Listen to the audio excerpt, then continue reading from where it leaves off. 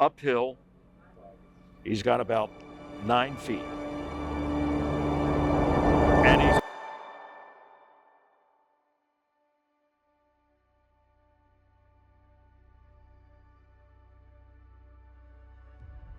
So serving as the director of golf at Woodloch Springs for over 3 decades, how do you balance your administrative responsibilities with maintaining a competitive edge on the course?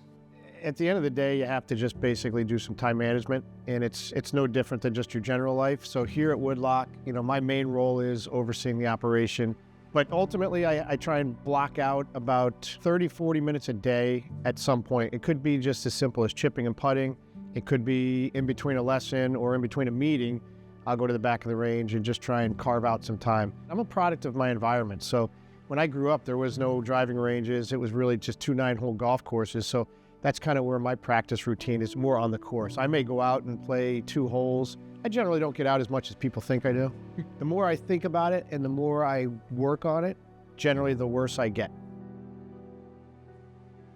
2024 is one of those seasons that, going into it, I was a little bit disappointed, and then once it started, and then when it finished, you sit there and look back and you go, holy cow, we got a lot of things accomplished that I didn't expect. If I'm going to be very transparent and honest, when I came home from Florida, didn't finish the season well down there, came up here, we had some challenges here, so my focus kind of went some other places, and I didn't perform very well. So I got frustrated and honestly talked to my wife, and I can remember we were sitting there and I said, maybe the best golf that I've had, success-wise is behind me.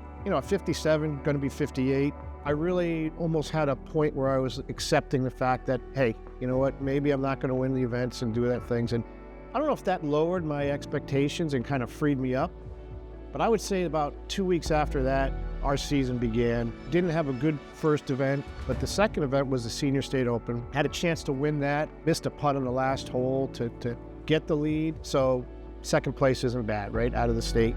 And that was kind of like, okay, you still have something there. And I played a really good final round. The next event I played in was another good performance. Came in third down in a section event. And then obviously rolled into Haverford.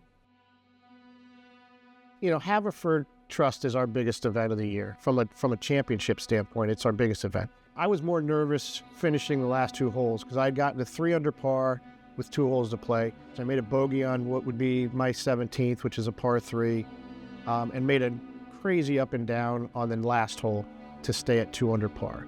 So then the playoff starts. So playoff starts on the 18th hole. It's an uphill par 4, goes right up to the clubhouse, very demanding.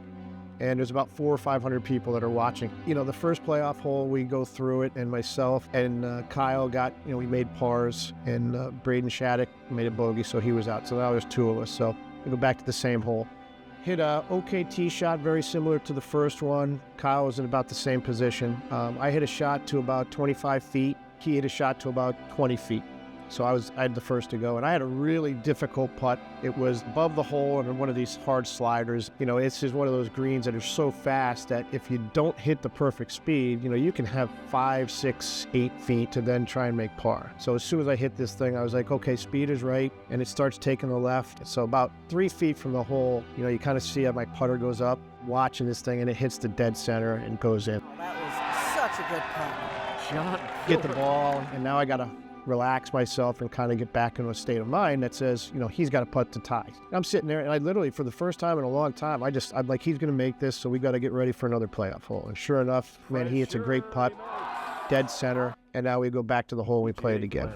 Once again, the honors belong to John. I hit a great tee shot up the fairway, and then Kyle hits us in the fairway bunker. I'm away, so I go ahead and hit a really good 8-iron. And he puts it in there tight. He's got that mojo from that big birdie putt he made. And I'm looking over at Kyle, and he's got a really hard shot. He's got the lip in front of him. I didn't think he could get out, but he hits this amazing shot. The good news is he should have a lot of spin on this. Wow, what a great job to get it up there. I'm waiting to hear this crowd get really excited, and they don't. So I'm like, okay, he's got a real hard putt. So long and short of it, he putts it down. Great break, Matt, on this 17, 18 footer. It's going to be so speedy. Oh, boy. Started to make a move right and then just kind of leveled out. Makes a 4, and I've got about 9 feet straight up the hill. He's got about 9 feet. And he's got the championship. John Pillar, can you believe it? From Woodloch Springs. There's a great picture. You know, my hands go up and I got the putter. Somebody got a picture of it. It's really cool because there's a picture of me with my hands up. The only thing I saw was this shadow, because the truth of that is that's everybody that supported me my entire life. I didn't think I was going to probably ever win a tournament again. You know, got to a certain age, and a lot of these younger guys are really good. You know, they're great players. So when that happened, you know, there was a sense of relief, but there's also this sense of overwhelming joy because of the work and those who support me and got me into the game. Everything always comes together. Being recognized as a Hall of Fame member of the Philadelphia section, it goes beyond humbling and, you know, honor. You know, it's a privilege. It was not something I ever thought I would get to. I never looked at it as a destination or a goal. But boy, to be recognized by your peers is a really overwhelming accomplishment. And I was so happy to have not only all my family there, my 3 boys, John, Kyle, and Alex, and Eileen were there.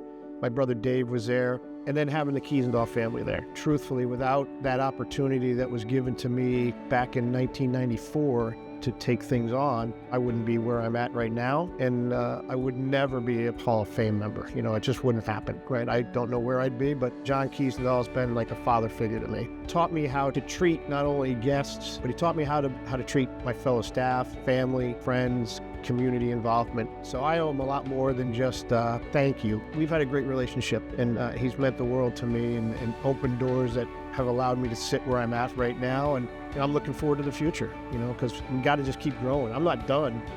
Hall of Fame's great. I'd like to sit back and have this meeting next year and say, yeah, it was better than 24. But, you know, some of those accolades, Senior Player of the Year, Senior Scoring Leader, Hall of Fame, are some pretty big shoes. I can't do those, the Hall of Fame anymore, but, you know, trying to keep myself in position to get any of the other opportunities is what we all play for.